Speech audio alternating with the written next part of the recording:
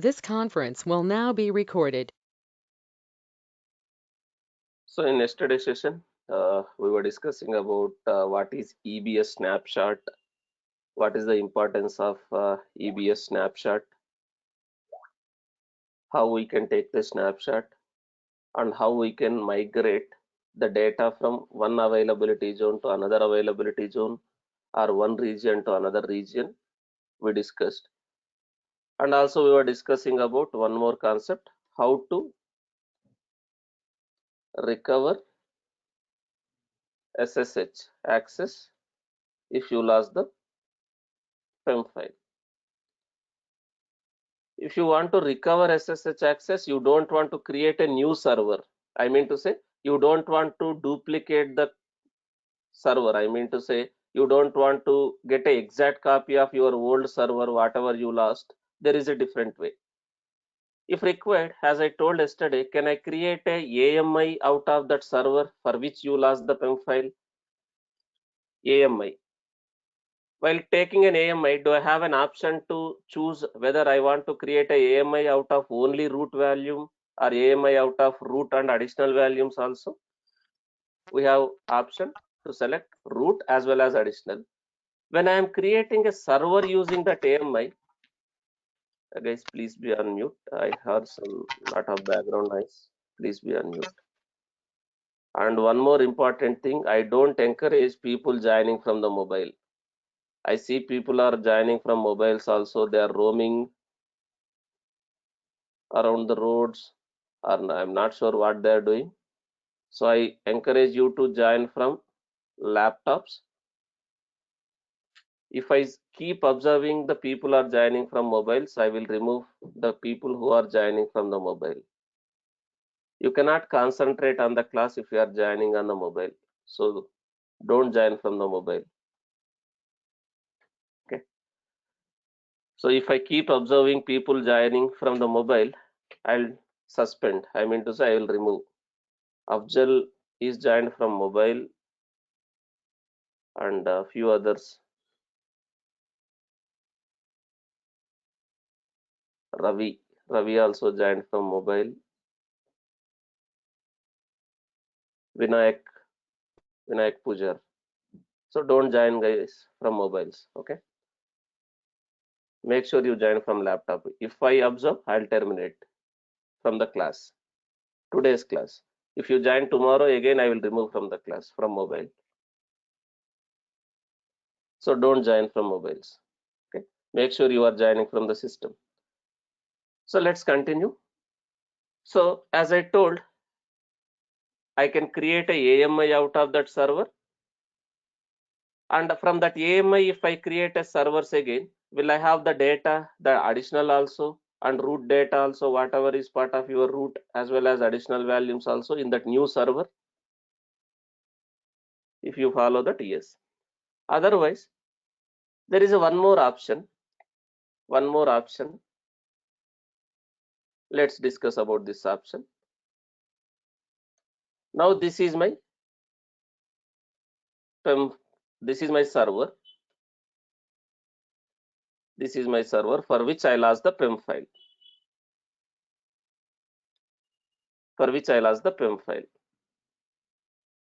This is some additional value for that server. Now I lost this PEM file.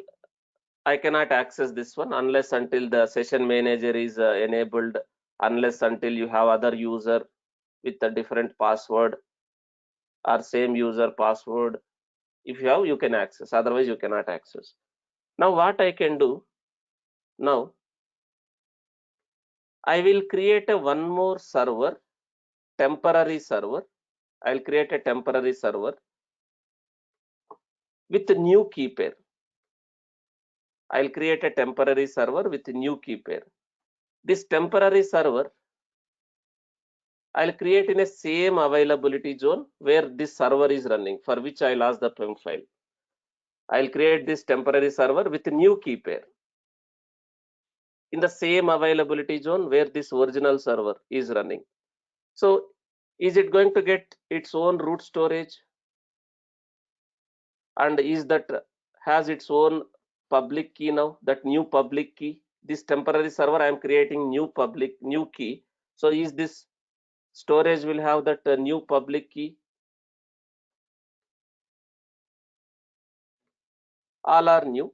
I will have a new public key. So I will download that PEM file to my local laptop. This is my local laptop. I downloaded that PEM file. But without making any changes in this server, in this storage, will I able to connect to this server using this new key, new private key, without making any changes in this storage, in this server? Will I able to directly access this server with that new key, whatever key I created for this server?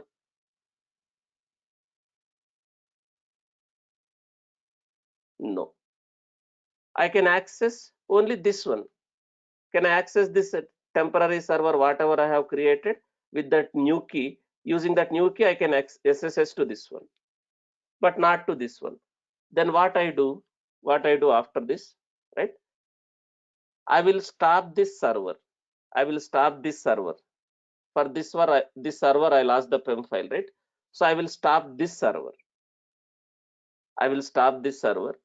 Once I stop this server, can I detach the root value of this server from this machine? If I stop the server, can I detach the root value of this server from this machine? Yes. I will stop this server. I will detach the root value of that server. Once I detach, can I attach to this server as an additional value? As an additional value, can I attach this disk to this server as additional value? Not as a root value, not as a root value, because the server already has a root value. So can I attach this storage, the root value of this server, to this temporary server as additional value? Can I attach? Yes. Once I attach, can I mount this disk with some temporary directory in this server? Can I mount this disk with some temporary directory in this server? Can I mount with some temporary directory this disk in this server? Yes. Once I mount, will I able to access all these files in this storage, all the files of this disk from this laptop, from the directory, whatever I have mounted? Yes. Then can I able to copy the latest authorized keys, the latest public key, to this one normal CP? Because this is also part of same server. This disk is also part of same server. Can I copy the latest public key from this location to this location normal CP? Is it possible? Because this is also one directory, this is also another directory in the same server. Can I copy the latest authorized keys, latest public keys from this location to this location after attaching and after mounting? Yes. Once that is done, I will unmount this disk from this directory, the temporary directory. I will unmount. Then I will detach. I will detach from this server, this storage. Then can I attach back to this original server as a root value? Can I attach this storage again back to this original EC2 instance as a root value again? Yes, I'll do that. Once I do that, and I will start this EC2 instance. I'll start this EC2 instance. Once I attach back to this original server as a root value, I'll start this EC2 instance. Then with this key, with this new key, will I able to SSH to this server also? With this new private file, will I able to SSH to this server also? So this way you can do this. But whatever this way, it requires a downtime. Do I need to stop this server? Do I need to stop this server to follow this process? Yes. If you don't need any downtime, then you can go only for that session manager. If you don't need a downtime, you don't want downtime, You not at all need a SSH keys if you are enabling the session manager. So if you have a SSM agent, that session manager agent, and if your server has EC2 instance, even though you lost the PEM file, do you need to worry about that? You can directly connect to that server using session manager. That is one service. If you are not having a session manager, can I follow this process, whatever I just explained, or the AMI process? You can follow these two processes. Now, if you want me to do this practically, let me do it. It won't take much time. Now let's consider I lost the PEM file for this server. Let's consider I lost the PEM file for this server. I lost the PEM file for this server. Now I don't have session manager. That session manager is integrated. This is one more service. It is not integrated with this EC2 instance, which means this SSM agent is not installed in that machine, and also that server is not attached with the IAM profile. So if you have done all those things, you can access this, you can SSH to this one using session manager. There is one service called session manager. There is one service called session manager. This session manager. So using this session manager, you can access without keys also, but that is not there. That is not there. That session manager, no EC2 instances are integrated with session manager. You can see nothing is there here. So now I will follow the other process.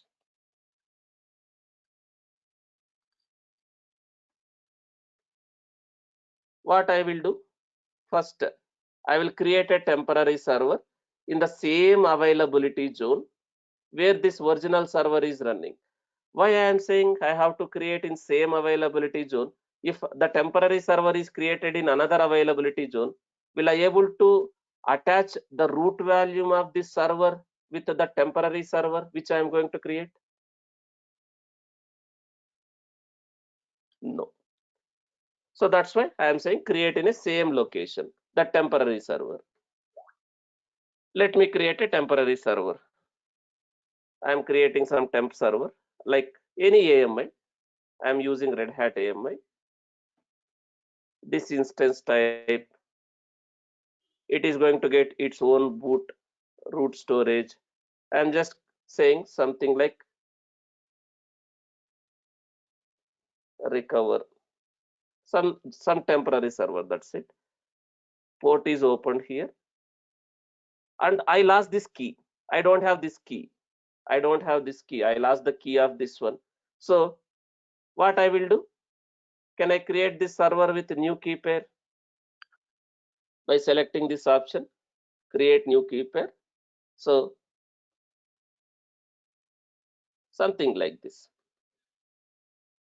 Something like this. I am downloading that key pair. I will launch the server. I launch this server, this recovery server. But using this new key pair, without making any changes, will I able to SSH to this Jenkins server?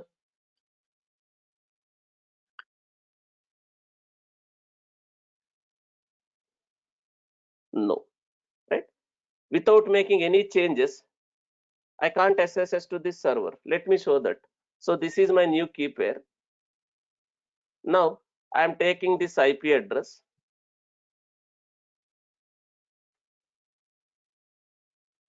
So I have that in that. First I will change the permissions, 400 permissions for that DevOps new.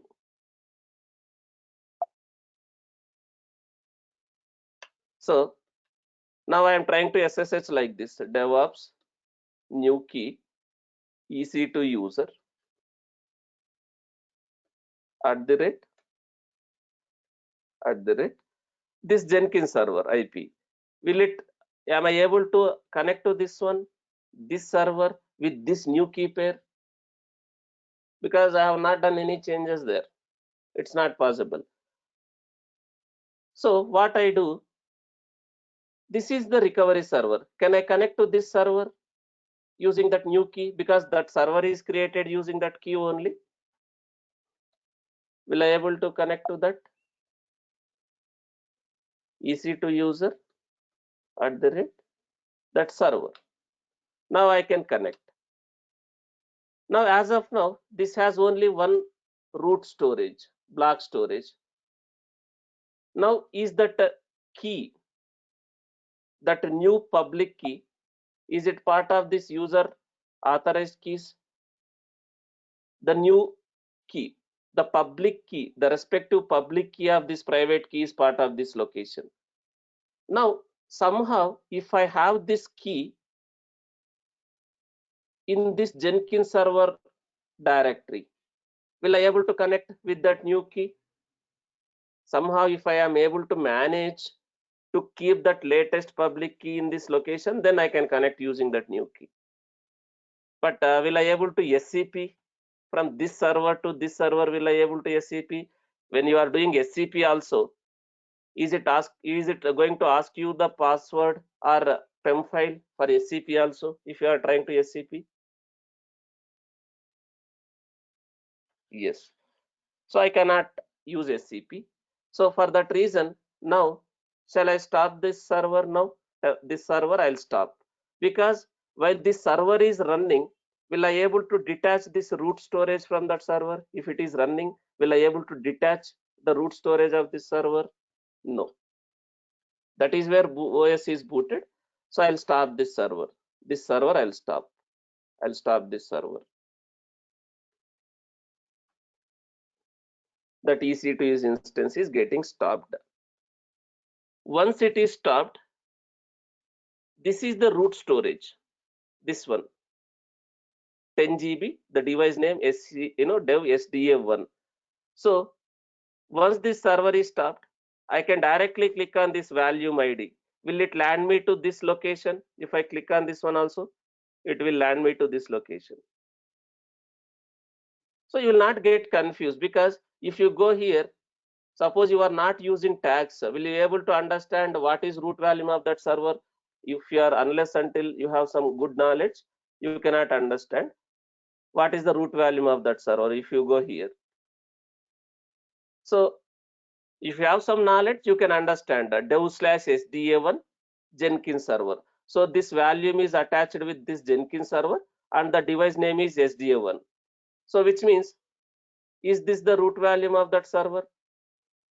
This one. If you have a good understanding, you can understand here. So this volume is attached with this server and this is the device name.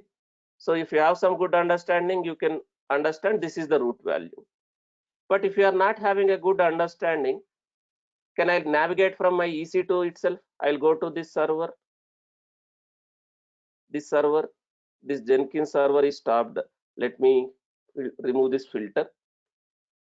Remove that filter. This Jenkins server is stopped. Let me go to this server storage.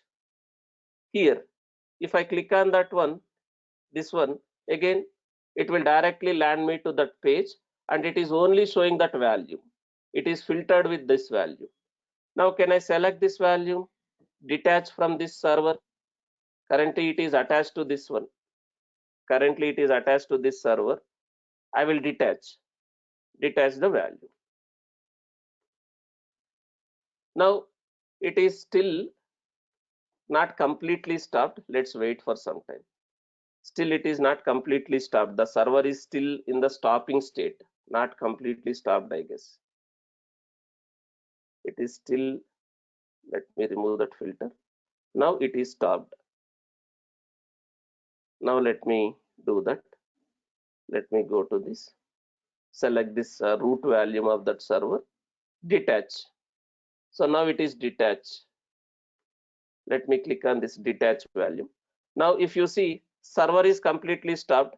Is it detached now? Now can I see this as again available? Is it detached from that server now? Yes. Now again, I'll select the same value. Can I attach to the temporary server which we created now? Select this value, attach value. Here, can I select the temporary server that recoveries? Okay, that recovery server, I have missed to select availability zone. I missed to select availability zone.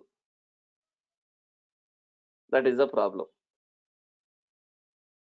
Okay, so let me do that. It won't take much time. This recovery server, in which availability zone it is created? 1A, but my original server is in 1B. I missed to select this one while creating a server. Let me terminate this one. I'll create a new one. I'll create a new instance in that 1B availability zone. So I'm creating recovery server. Here, make sure you are selecting in which availability zone I have to select, create this recovery server. 1B.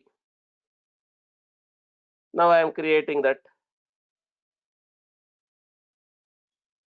Now I have this key, the new key, because just now I created and downloaded, right? So I am going to use this key, that new key. I already have this new key. So I am going to create that server. This is my recovery server.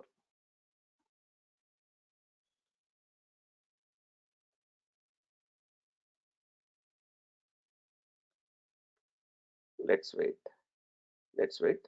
This recovery server, this was in different availability zone, that's why I'm not able to attach. So I terminated this one.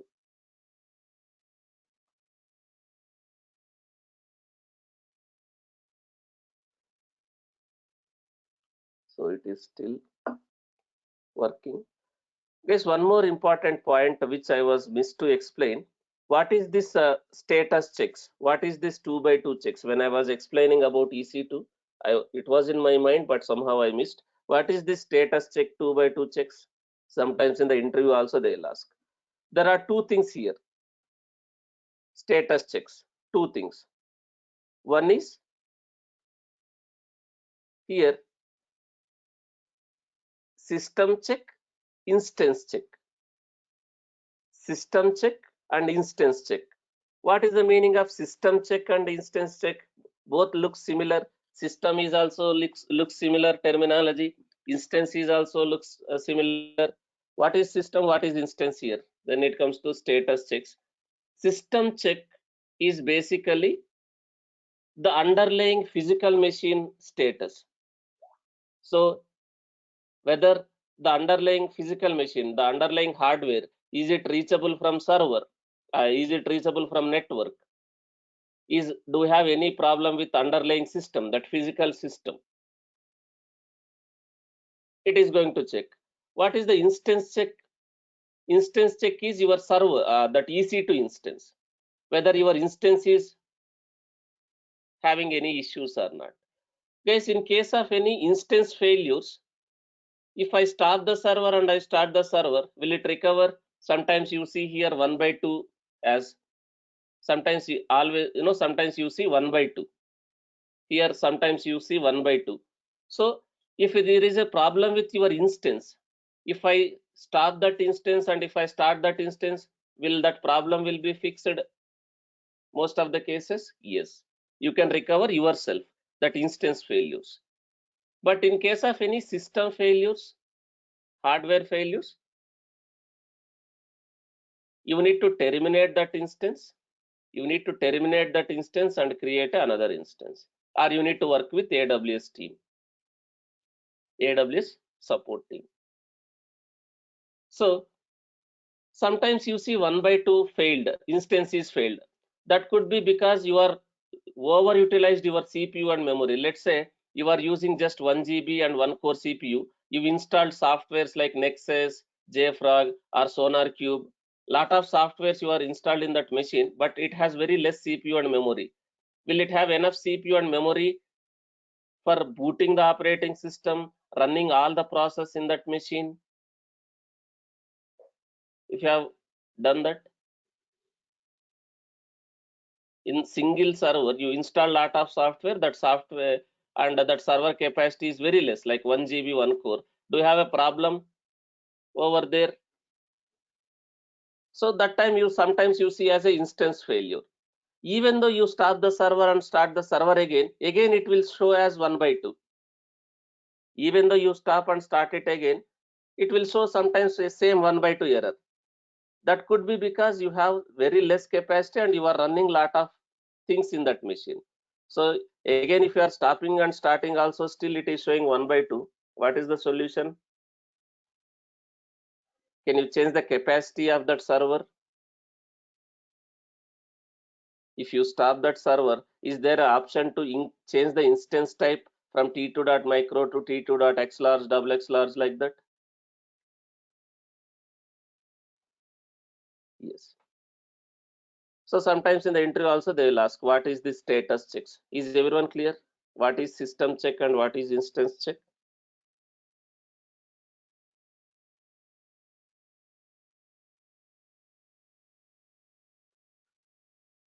Okay. Now let's continue with our topic. Now I created a recovery server in same availability zone, in 1B availability zone where my Jenkins server is there. So let me connect to this new server with that new key. This is my new server. I am able to connect. I am able to connect here. And in this user home directory, I have a SSH and authorized keys. This server has only one block storage as of now. Now I detached the root volume of this server now. I detached the root volume of this server now. Let me go to volumes. This volume I detached, already detached. It is available.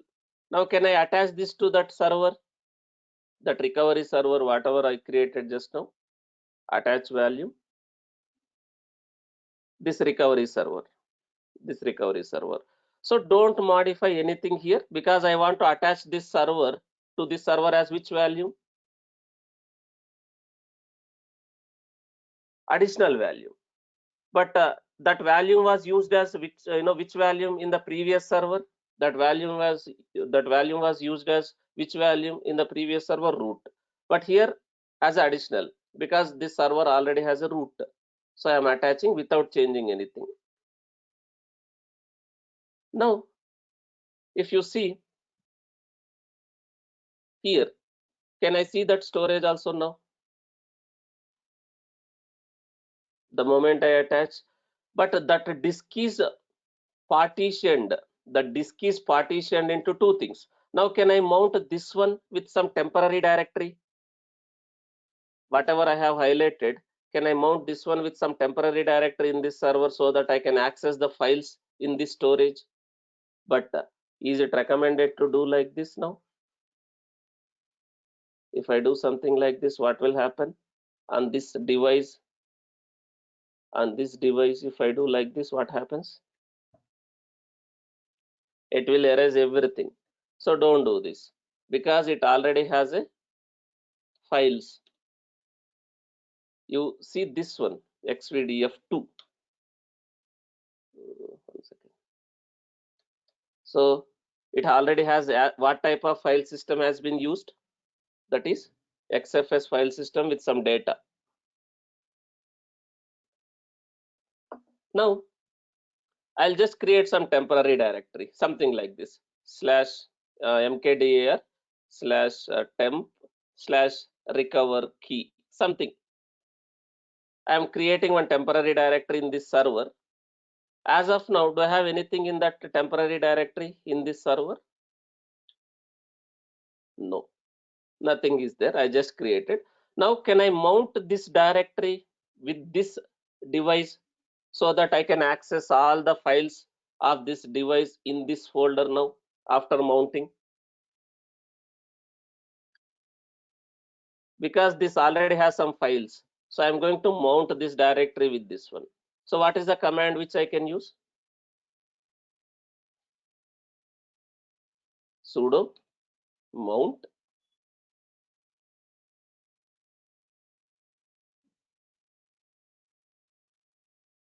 /dev /xvdf2 xvdf2.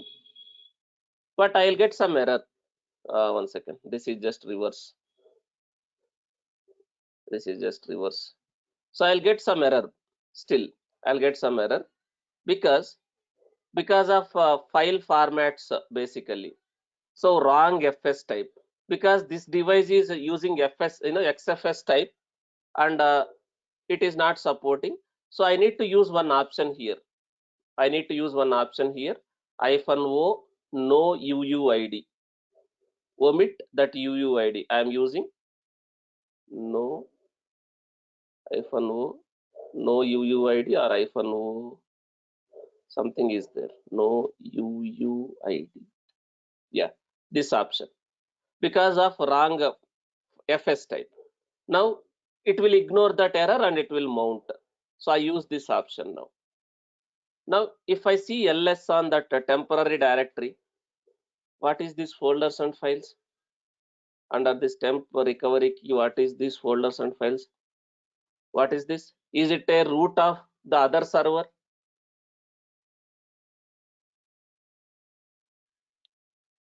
Now within that, do I have some folder called home? Within that, do I have a folder called EC2 user, the other server EC2 user, and within that, do I have a .ssh and authorized keys?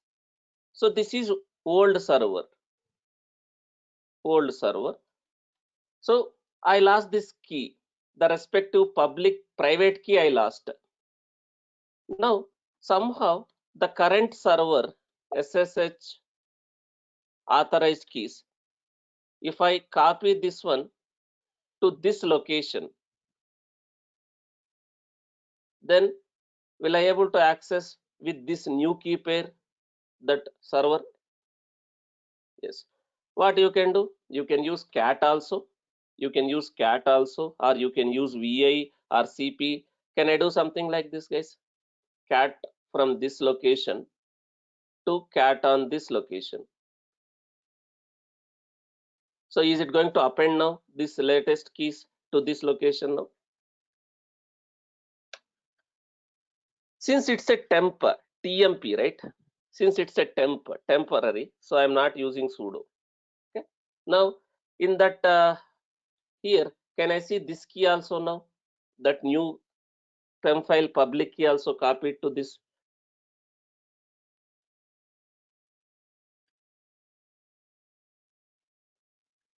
Now my job is done with this storage. Now can I unmount this disk? Can I unmount this from this server, temporary server? So what command I can use? Sudo umount this folder. Now I have unmounted. Now I have unmounted. Now can I detach that from that server, that temporary server? Now that value, this is the value. Now I attach to this server, recovery server, as an additional value. I have unmounted. I no need to stop because this is an additional value. I just unmounted. Can I detach without stopping that recovery server also, because this is additional value? Here it is as an additional value, it is attached. Now here I will detach that value. After unmounting, I detached from this server, which means I removed from this server, but I have not attached back to the original server. I have not attached back to the original server. This value I just detached. But this, if I go to this EC2 instance, this EC2 instance doesn't have a root value. This EC2 instance as of now doesn't have a root value. Is it possible for us to start the server without root value? Now if I start this, is it going to start? If I go to actions, if I start, is it going to start? What it is saying? What it is saying?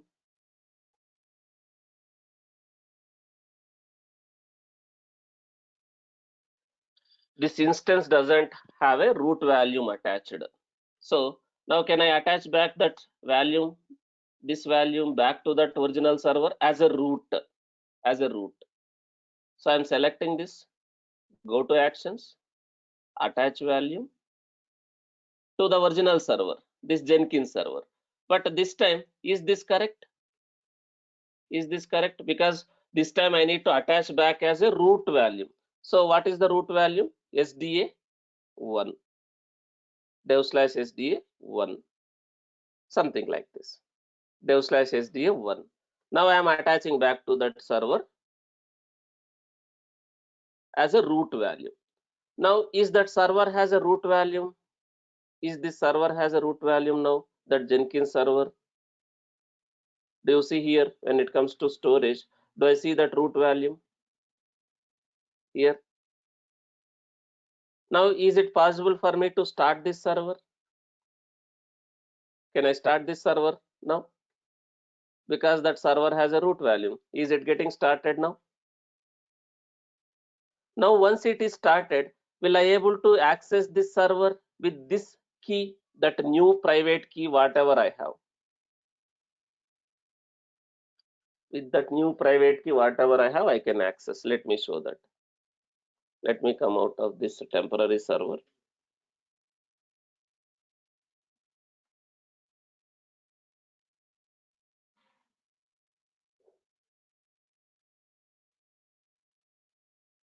Sometimes in the interview also they are asking this question. Will you guys able to explain theoretically? Because in the interview they will not ask you to do because you don't have system. Theoretically you need to explain whatever we have done. If you want to explain, if you have practiced this one, it will be easy. Once this class is done, you can just imagine that you lost the key and you want to recover. If you practice whatever we are doing here, you can easily explain in the interview also.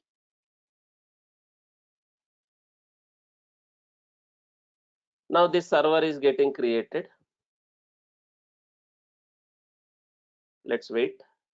Still it is not completely initialized. Let's wait.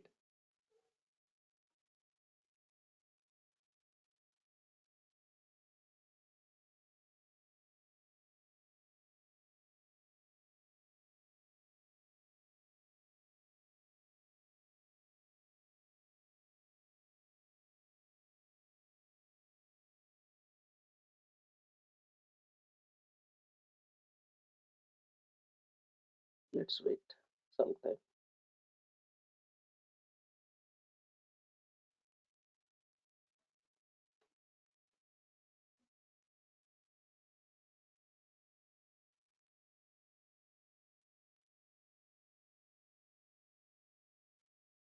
Now let me select this server.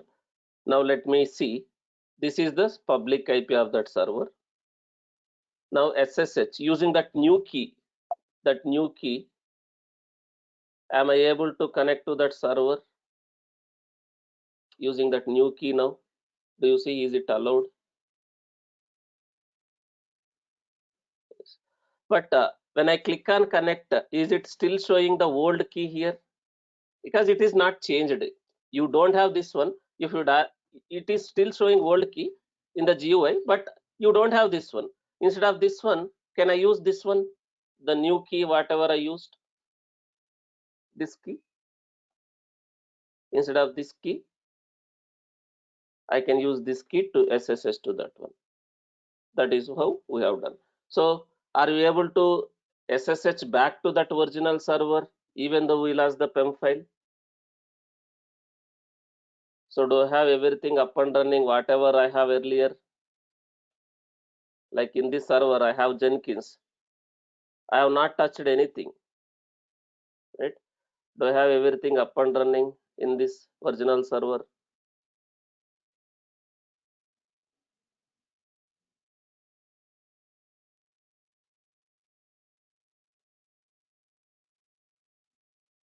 So this way we can recover your server if you lost the PEM file.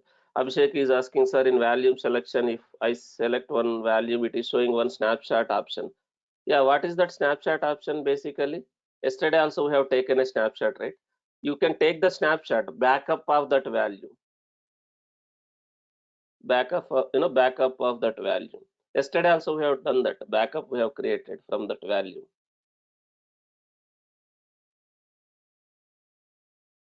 Is everyone clear, guys?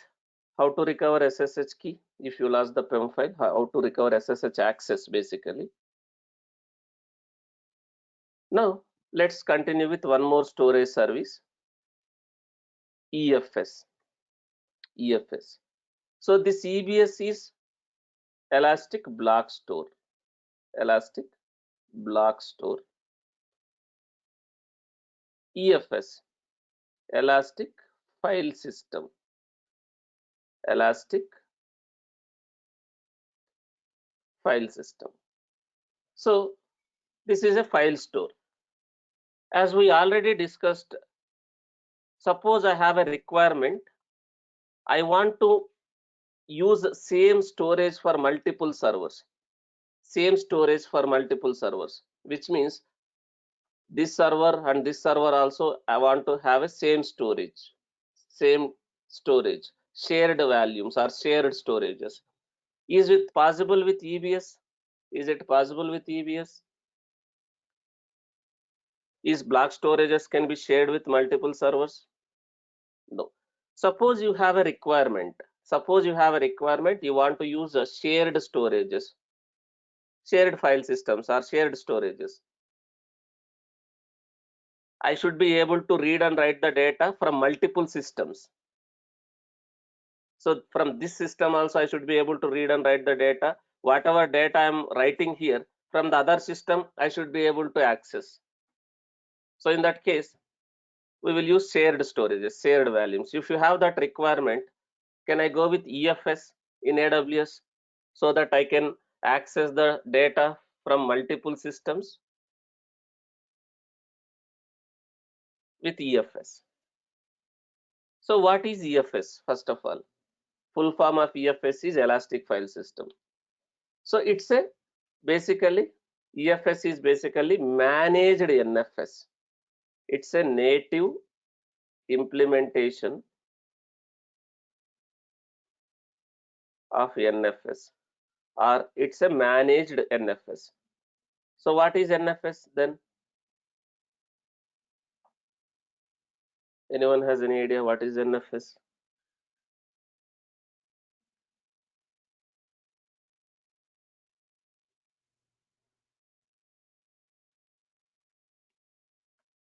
Network file share. Network file share, or we call it as a network file system.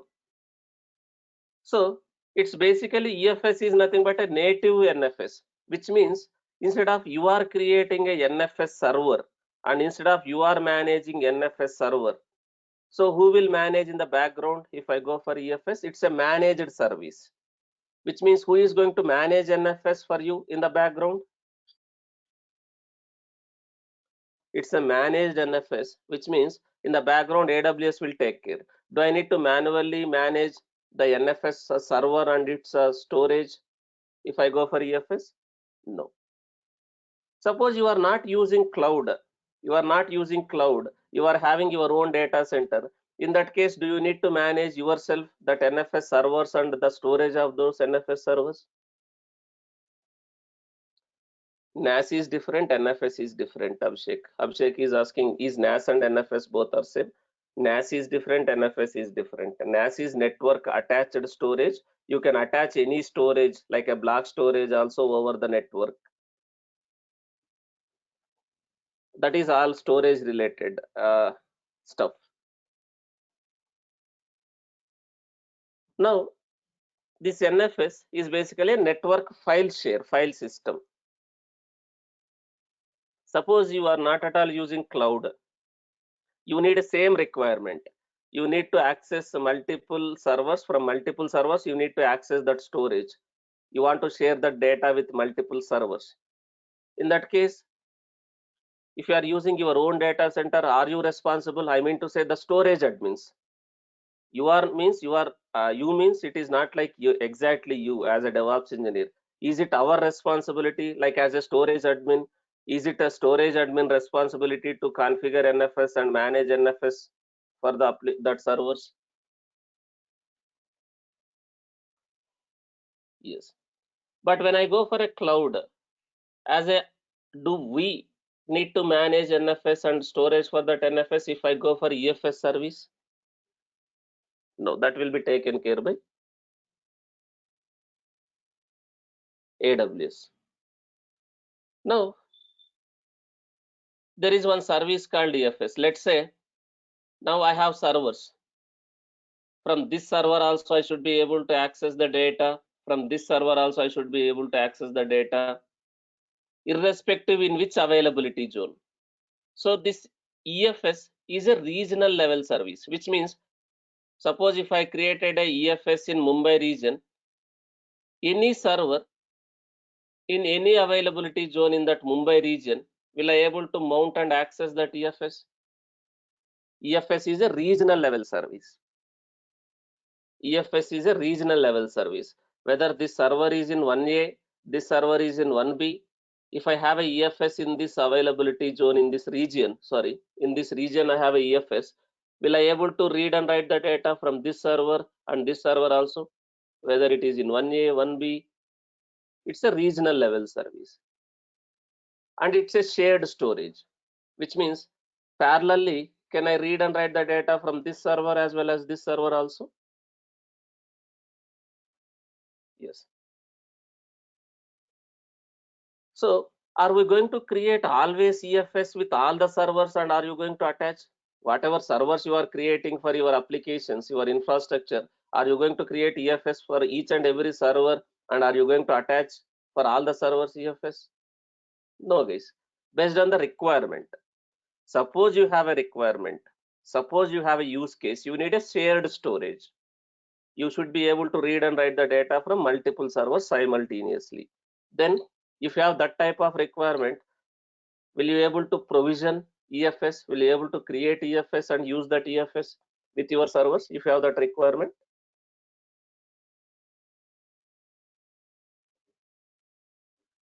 Yes.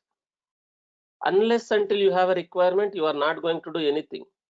So that requirement is nothing but a real time. You are calling as a real time, what do we do? There is nothing called real time. There is a requirement. There is a use case. It can be requirement in your infrastructure. It can be requirement in your application. It can be requirement in your automation, CI/CD. Everything is a requirement. As per that requirement, do we need to create infrastructure? If it is a requirement in the infrastructure, do you need to write a pipeline? If it is a requirement in the pipeline, you need to automate something. So everything is a requirement. Based on the requirement only, you are going to work. That requirement is nothing but a real time. That use case is nothing but a real time. Now you have a requirement to have this shared storage. Then can I go and use that EFS and start attaching those EFS to my servers and access simultaneously?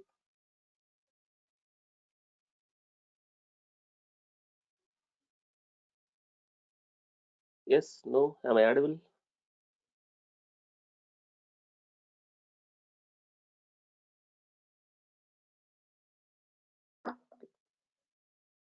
What, Balaji sir, I am feeling sleepy. You are discussing too much theory.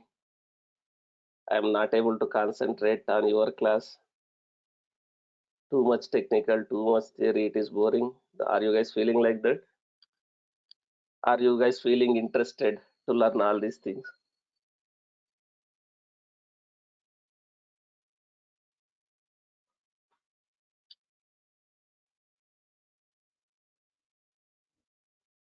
It is very interesting subject actually. If it is very interesting subject actually, if you start focusing on it.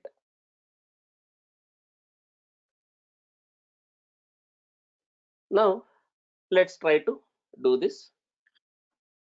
In AWS, the way we have a EC2, the way we have a EBS, I have a EFS. Can I call all these EC2, EBS, EFS as AWS services or AWS resources or AWS workloads? AWS workloads or AWS resources or AWS services, all these are same. I can call these as AWS resources or workloads or AWS services, same. Now here EFS, managed file storage for EC2, managed file storage for EC2. So let me click on this EFS. I think I have some EFS. If I have already, let me delete. So I'm deleting the CFS. I'll show from the scratch.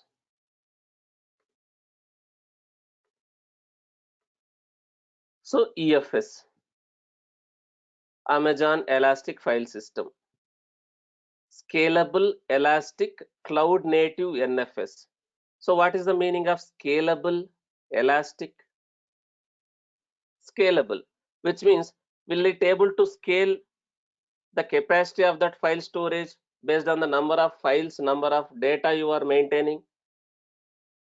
Scalable, it can scale. And again, it's elastic. What is the meaning of elastic? Do I need to manually increase the size of this EFS? No. Based on the data we are uploading, will it able to shrink or grow the capacity of that storage of that file system? It will automatically grow or shrink the capacity of that storage.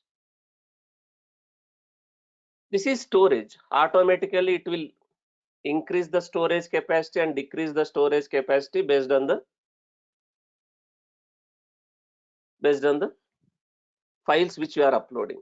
So this is storage service. So is it going to increase the capacity of that storage and decrease the capacity of that storage automatically based on the files which you are uploading to this storage?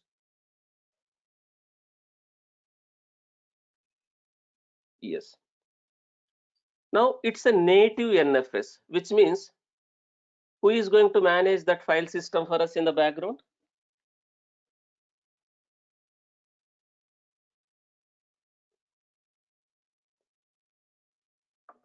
AWS.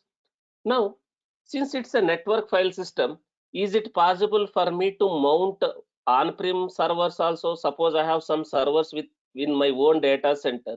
Is it possible for me to mount my on-prem servers also with this EFS storage by establishing a connectivity between cloud and your data center? First of all, you need to connect the cloud and data center. There is a separate services for that. So we are not covering all those services. Here, AWS direct connection is there. AWS transit gateways are there to connect your data center with cloud. There are some other services, AWS direct connection, AWS transit gateways. There are different services available. Using those services, is it possible for me to connect my own data center with AWS cloud? And will I able to mount this EFS with my own data center servers also? Servers is in your data center, storage in cloud, or vice versa also. Servers in cloud, storage in your data center. If you do that on-prem and cloud connection, if you integrate, that is also possible. That concept when I discussed, which falls under which type of cloud? Types of cloud we discussed, right? This concept will falls under which cloud? Hybrid cloud. So do you have more flexibility and more compliance and security also if I go with hybrid cloud? Yes. So that is also possible because it's a network storage, right? So over network you can mount. But your do we have some kind of a latency because your servers are in some data center in your own company, own location, and storage is in some location, maybe in AWS data center. Do we have some latency in reading and writing the data if I go for this network file systems?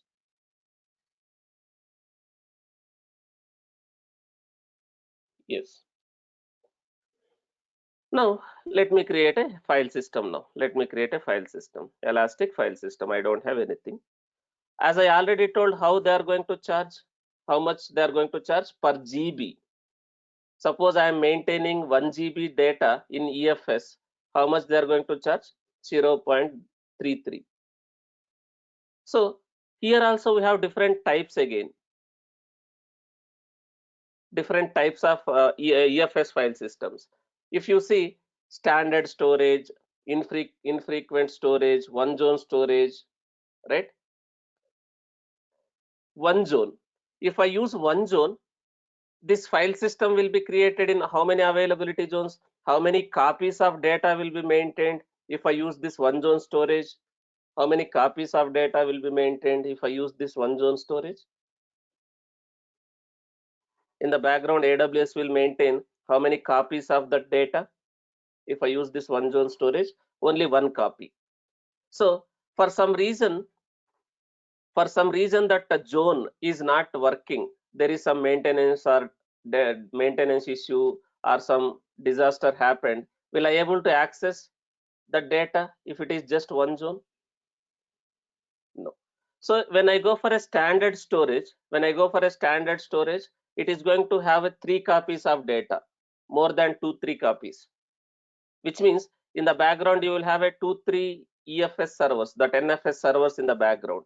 So even though one of the NFS server and its storage is down, can I still reach or access my data? Multiple copies. That's why if you see standard storage, are they charging more compared to one zone storage?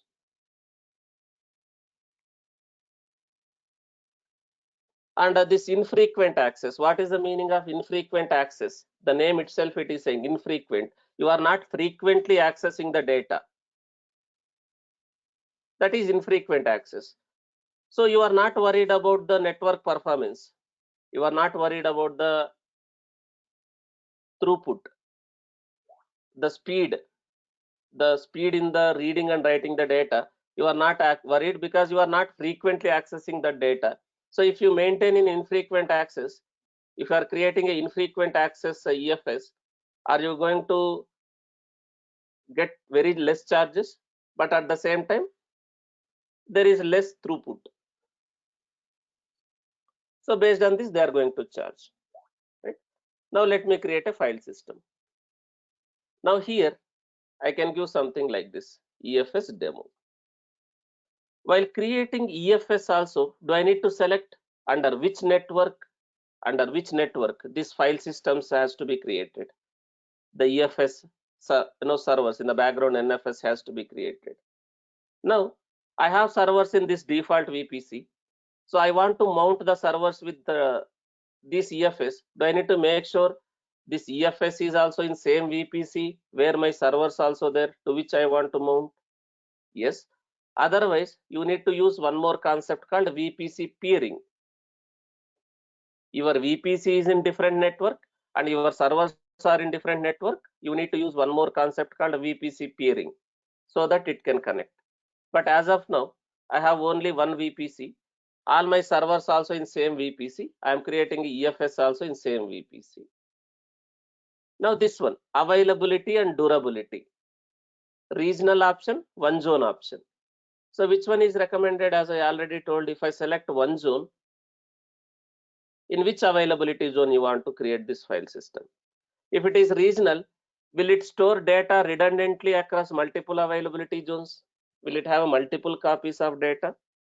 If I select this regional, yes. So I'm selecting this regional. Now I can customize, a lot of options are there. I can customize, or later also I can customize. So with this default options, let me create file system. Now file system is created. File system is created. Now if I click on this one, if I click on view details, right, I can see a lot of options also. Access points, network, all those things. Now if you see in the background, is it provisioning some kind of a targets, mount targets? Basically, we can mount our servers with these targets. So in the background, is it provisioning some mount target? Mount target is nothing but our servers is going to be mounted with the help of these targets. These are basically your EFS in the background. Now, since I have used regional, is it creating a mount targets in this availability zone, as well as this availability zone? Since I have selected regional option, yes. Now this is going to use some security group. These mount targets are going to use some security groups. So since it's a network file system, what is the NFS port, guys, on which we can mount NFS? What is the network file system port, what is NFS port, on which we can mount these mount targets?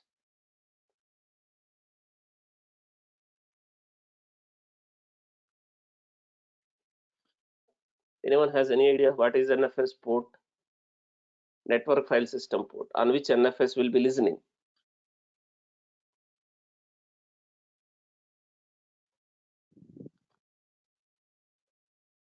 So NFS will be listening on 2049. That is the NFS port 2049. It will be listening on NFS port 2049. Now, in this security group, whatever security group is used in this mount targets, in this EFS mount targets, network targets, if the 2049 is not opened, will I able to mount this EFS, basically NFS, from my servers if it is not opened, the 2049? Let me show that first. Let me show that. But let's see if it is already opened. This is the security group which is used in this network targets. Let me duplicate this tab. Let me go to that security group. So this is used here. Let me go to the security groups. EC2 section. Let me go to security groups.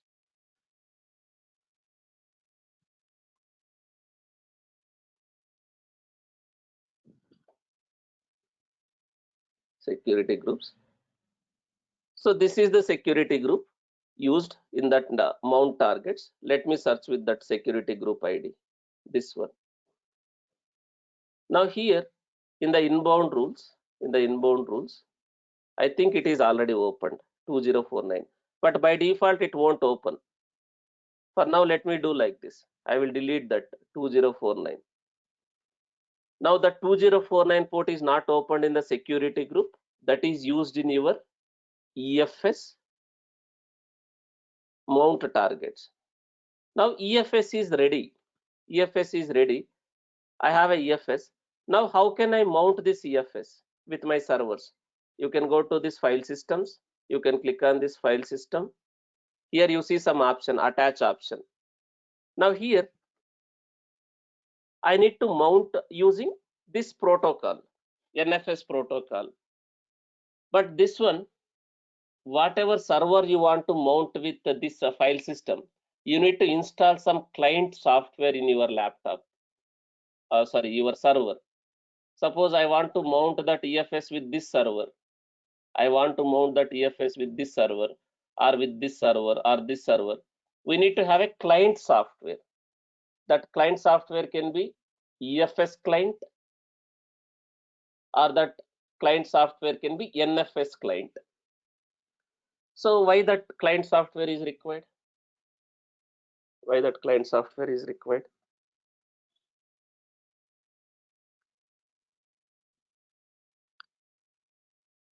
Because it's a network, kind of a client server architecture.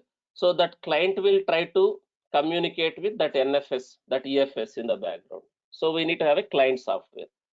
Without installing that client software, if I try to execute these commands for mounting, this is just a sample.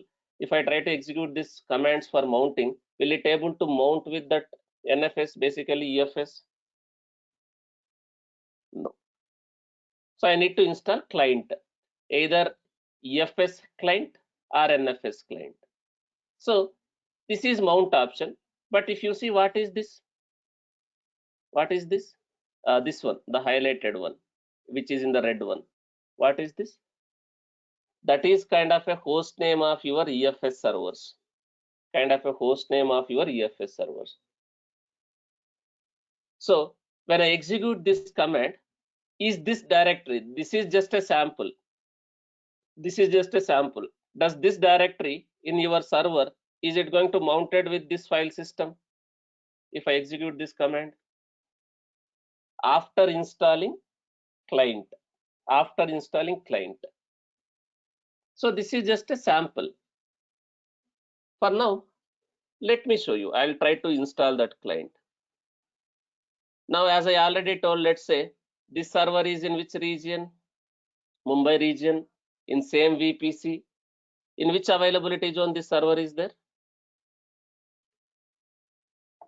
This top server 1A. And this server, this Jenkins server or other server like recovery server, whatever it is. So this server is in which availability zone? 1B. Now, is it possible for me to mount this EFS with this server as well as this server or other servers also simultaneously? Yes. So let me do that. So let me connect to this server. Let me connect to this server. I'm SSHing to that server.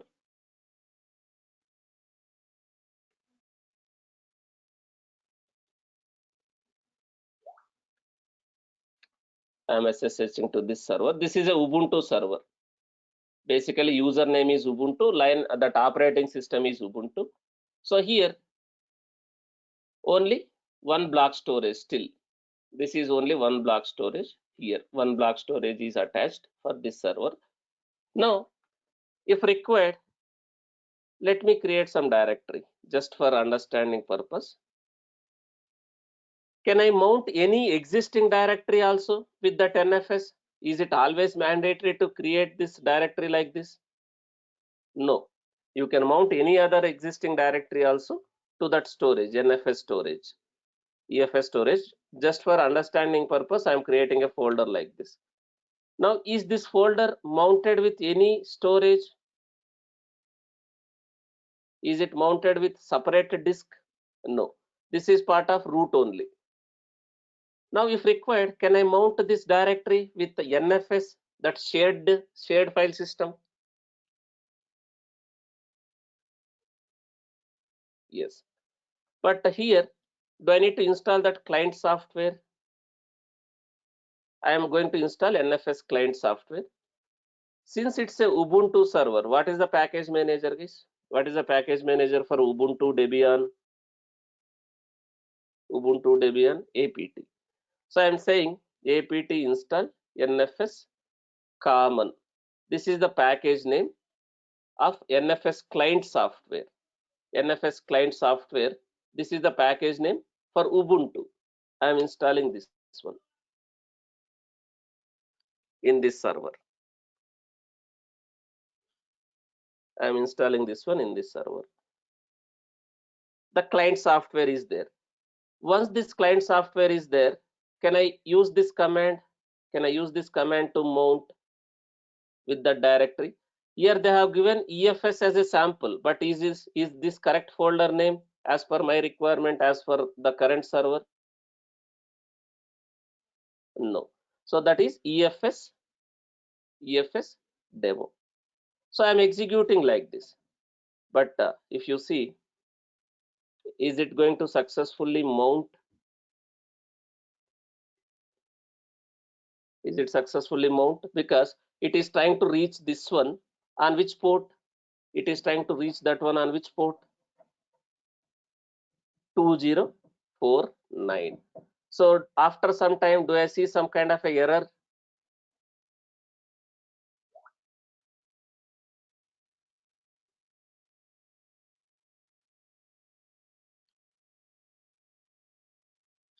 After some time, we can see timeout, connection timeout.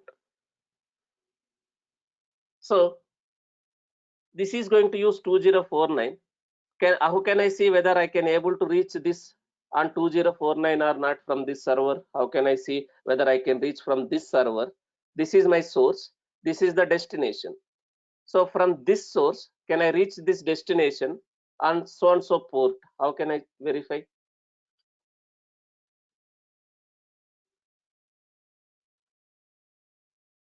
NS lookup is not required. You can use telnet. If you want to get the IP of this one, you can use NS lookup. But without IP also, I can directly use this name also with the telnet. With telnet, after some time, you can see you will get some error, timeout error.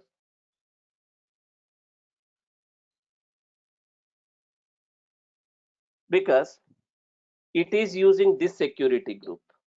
It is using this EFS has mount targets. This EFS has mount targets, and these mount targets are using this security group. So in this security group, the 2049 is not opened, it is blocked. So that's why is my server, that EC2 instance, is it able to reach these EFS targets? The firewall is getting blocked. Guys, will I able to see these servers in my own AWS account, these mount targets, these EFS targets in my own EC2? No, this will be completely managed by AWS. Now, if you see, it is not going to work. If you want to double check, can I use curl or telnet like this? With curl with telnet, and this, what is the port? 2049. Now, is it allowing me to connect? This one. This is one of the mount target, 172, 31, 40, 180. Do you see? Is it resolving to one of the mount target? Automatically.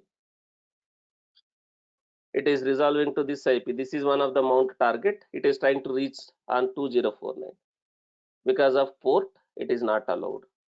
Now, can I go to security group and can I open 2049 in this security group? Or if required, can I create a new security group in my security group section?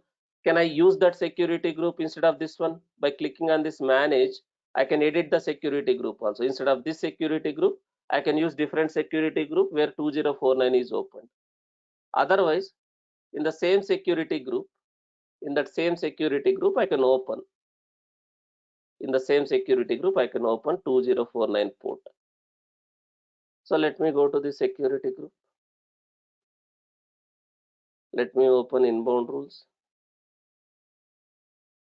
Now, if you don't know, here you can see NFS. There is one option called NFS. So if you don't know the port, what is the port of NFS? 2049. Now here I will open. I'll not open for everyone. Can I open only for that network in which my servers are there? The network range, my network range, that servers in which network that has, right? So this is the network range of that server, that servers. Sir, how do you know this is the network range of that servers? How do you know this is the network range of that servers? If I go to EC2,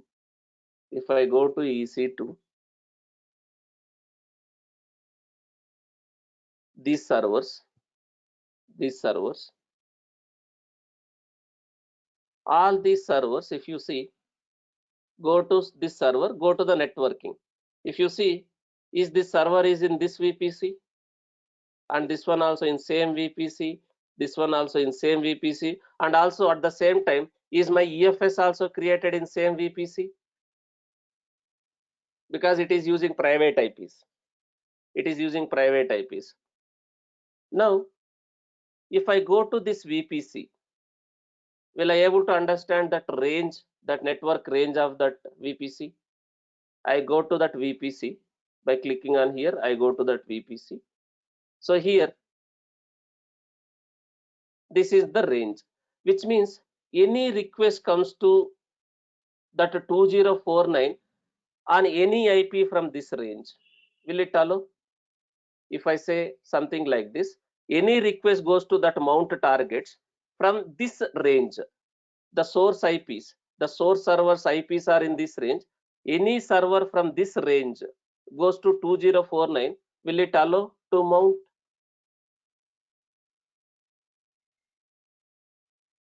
Yes. So I am opening only for like that specific range, like that.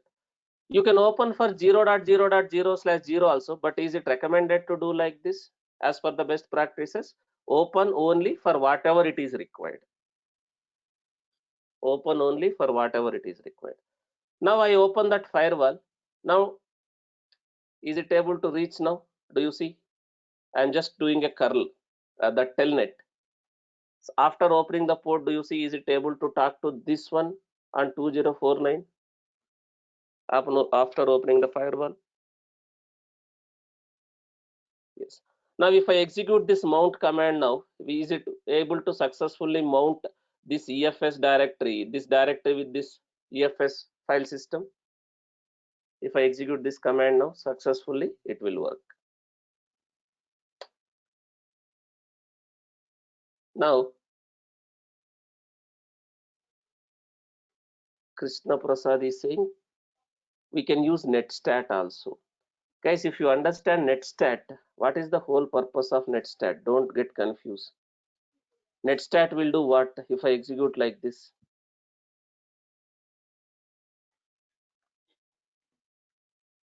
It is just going to list the ports which is used in this server, what ports are being listening or what ports are being used in this server. Am I able to use that netstat to see whether I can reach this server on so and so port?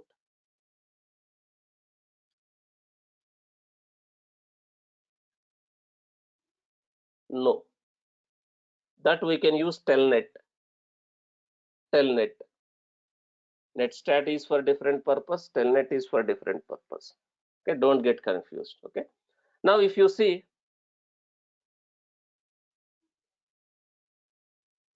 is this mounted with this storage now? This file system, this EFS demo, is it mounted with this one?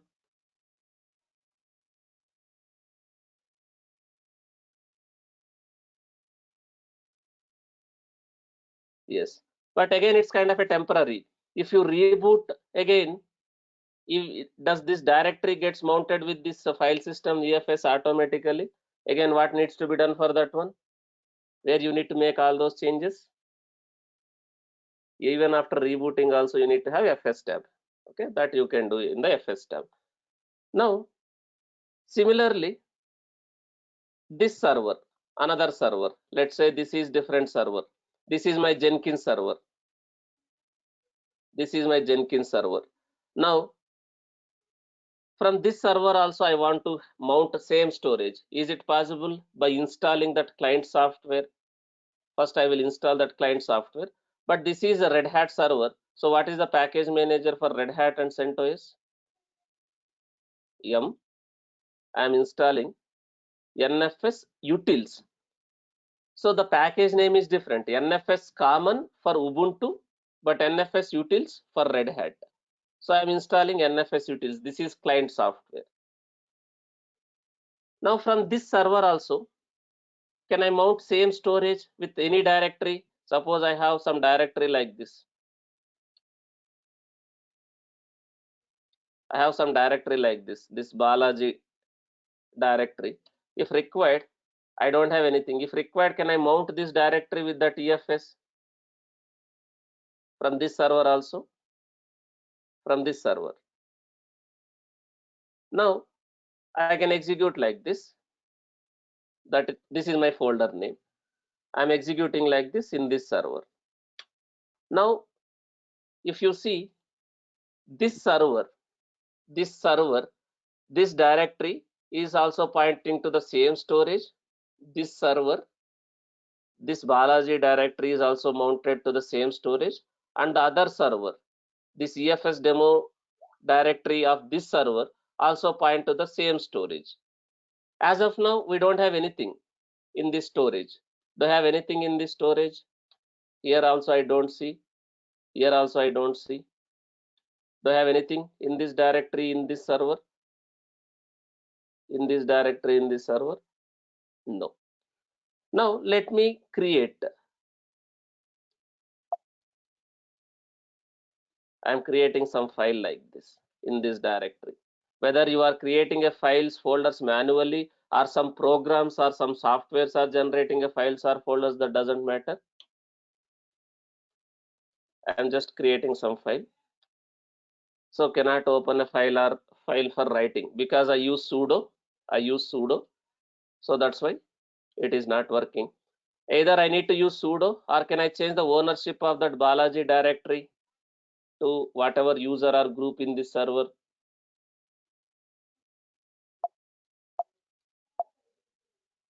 I can change to whatever user, like this.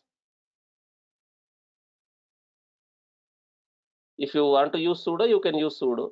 I change the ownership. Now will I able to modify? Will I able to do anything as that user? Now the moment I save this file in this server, I am saving this file. Will it reflect in the other server in this directory, because this directory also point to the same storage? Now can I see that file, whatever file is created in the other server?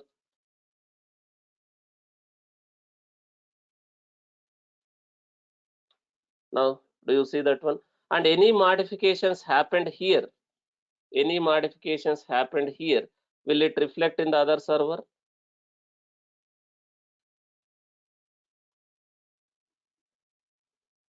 Because both are pointing to the same storage, network storage. So I'm making some changes here. I'm saving the changes here. Now can I see those changes reflected in this location? Because is both are pointing to the same storage. So using EFS, can I able to mount same storage with multiple servers, that is shared file system? Simultaneously, can I access irrespective of which location, that which region? So this is network share. This EFS is nothing but a NFS in the background. Network file share. NFS, network file share. Sir, can we access this NFS share from our laptop also? Let me, to make it simple. Now let me go to my laptop, my terminal. This is my own laptop. From my laptop, am I able to reach that one? Am I able to reach this one, that EFS, this on port 2049? Let's see. What do you think? Will I able to reach?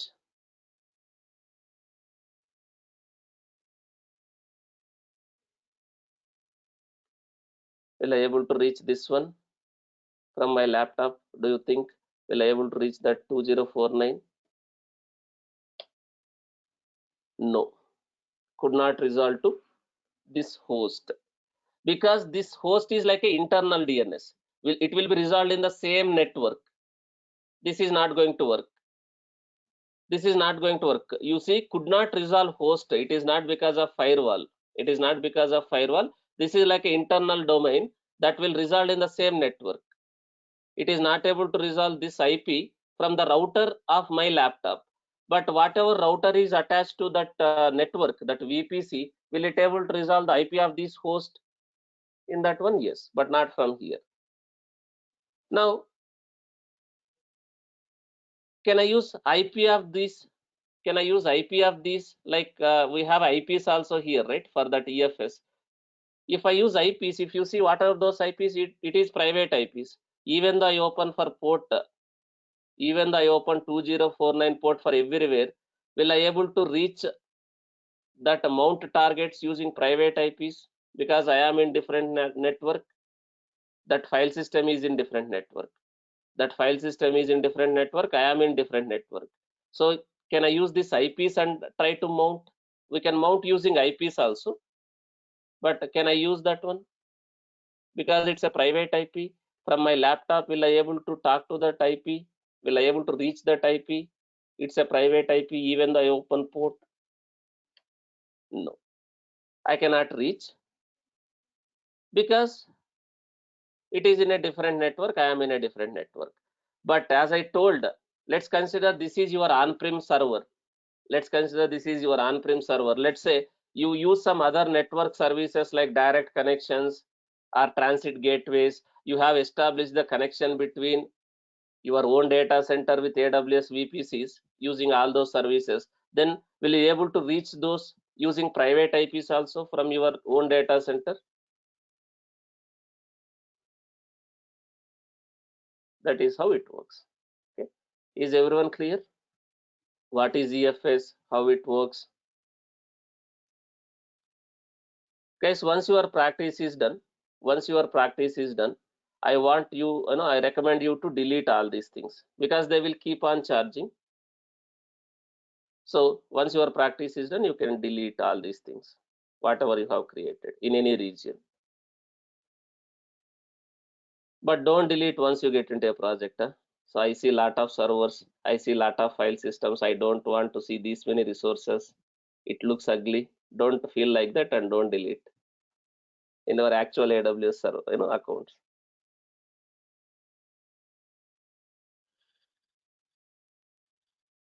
So do we delete EBS also? If you delete the server, is it going to delete the associated root volume by default? If you delete EC2, it is going to remove associated EBS also. Root volume. It is going to delete root volume. But guys, EBS root volume will be deleted. But additional EBS volumes, will it be automatically deleted if I deleted the servers? No. In that case, do I need to manually go and delete those additional EBS volumes, whatever I have created? Yes. Okay. So there are options also. But if you are aware about those options, you can do that. Otherwise, you can go and manually delete. Delete and termination. There is an option. So that is how it works. Now, how to remove elastic IP? Someone is asking, sir, I have attached one elastic IP to this server. Let's say I have attached one elastic IP. Did I attach one elastic IP to this server, Jenkins server? When I explained, I think some server I have, yeah, this one, elastic IP. Now I don't want to use this elastic IP anymore. Can I go to this elastic IP? Can I go to this elastic IP and select this option, deassociate elastic IP address? I can click on this deassociate elastic IP, which means that elastic IP is detached from that server. Now that server will have a normal public IP. The normal public IP. Now this is not a elastic IP. Now if required, can I attach that elastic IP to new server, any other server? Since I have detached from that server, I can attach to any other server. If you don't need, can you delete? If you don't need with any server, go to actions, release IP.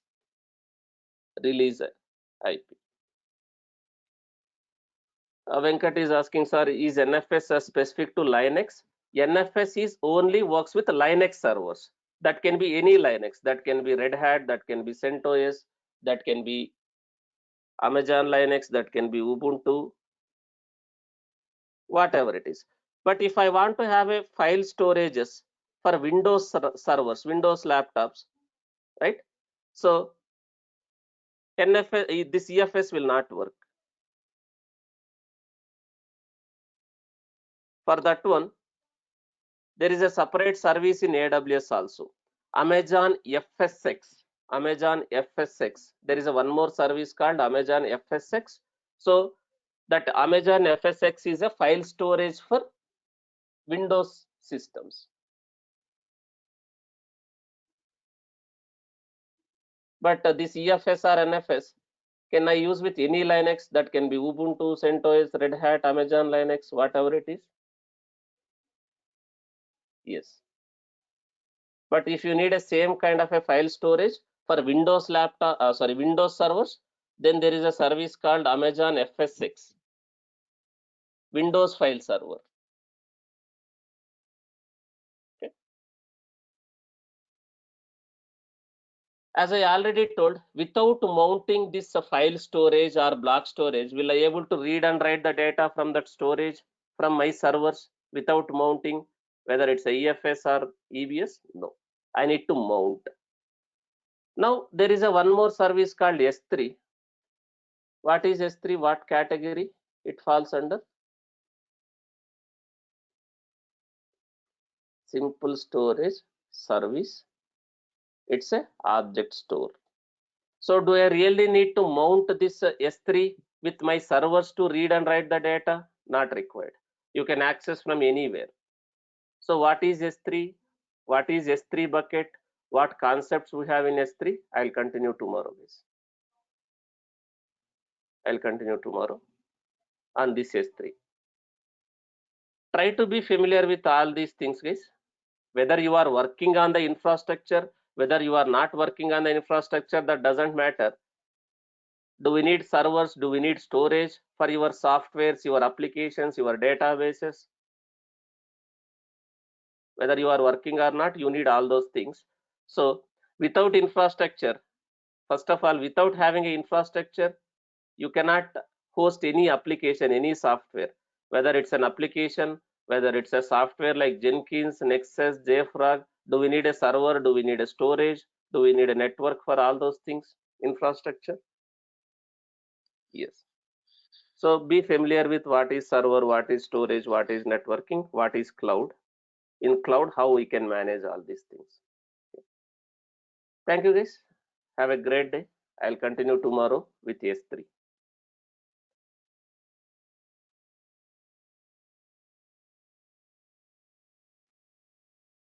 Sir, are you taking SA classes or other faculty? What is SA, Venkat? Can you come? Solution architect, AWS solution architect you are talking about? No, because I am completely busy with only this DevOps training itself. I have to handle multiple batches for DevOps itself. So AWS solution architect, I am not handling. There is other trainer called Ganesh. He is handling a solution architect. Only AWS course he is handling.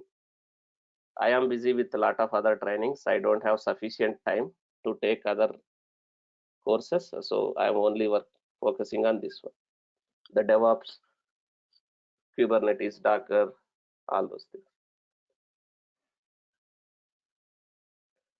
Thank you, guys. We'll see you tomorrow.